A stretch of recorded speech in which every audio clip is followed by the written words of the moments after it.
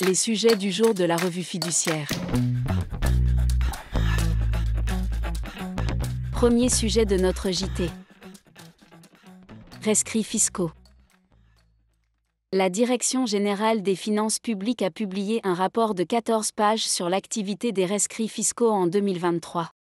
Il en ressort que le nombre de demandes de rescrits reçus est en hausse de 17,7% par rapport à l'année 2022. En dehors des rescrits spécifiques, la DGFiP a reçu 22 431 demandes de rescrits et en a traité 21 285.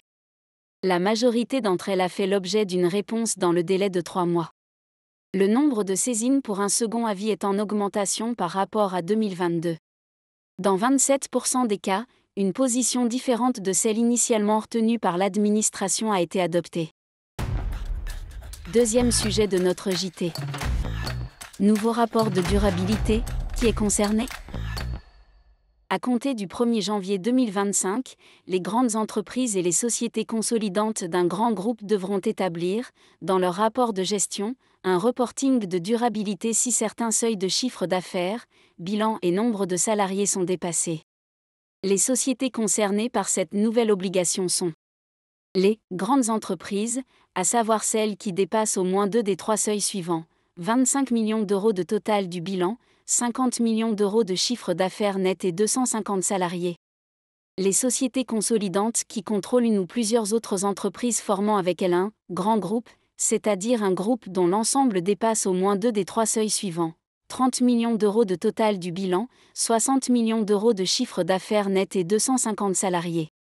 À la suite d'une difficulté d'interprétation entre le Code de commerce et le décret d'application sur le nombre d'exercices de référence à prendre en considération pour apprécier le dépassement des seuils et rendre obligatoire l'établissement du rapport de durabilité, c'est le comité juridique de l'Association nationale des sociétés par actions, ANSA, qui a tranché la question.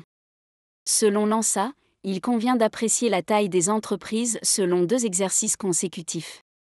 Pour l'ANSA, cette solution, qui offre plus de souplesse aux entreprises, s'explique eu égard à la complexité des nouvelles obligations et au volume de travail qu'elles impliquent. Troisième sujet de notre JT. Cyclone à Mayotte, projet de loi d'urgence. Dans la lignée d'une série de premières mesures de soutien économique et social annoncées par le Premier ministre le 20 décembre 2024, le projet de loi d'urgence pour Mayotte a été présenté le 8 janvier 2025 en Conseil des ministres. Ce texte permet la mise en œuvre très rapide de mesures urgentes pour faciliter la prise en charge de la population, ainsi que la reconstruction ou réparation des infrastructures. Sur le plan social, les principales mesures intéressant les employeurs sont la suspension du recouvrement des cotisations sociales ainsi que l'augmentation des niveaux de prise en charge de l'activité partielle.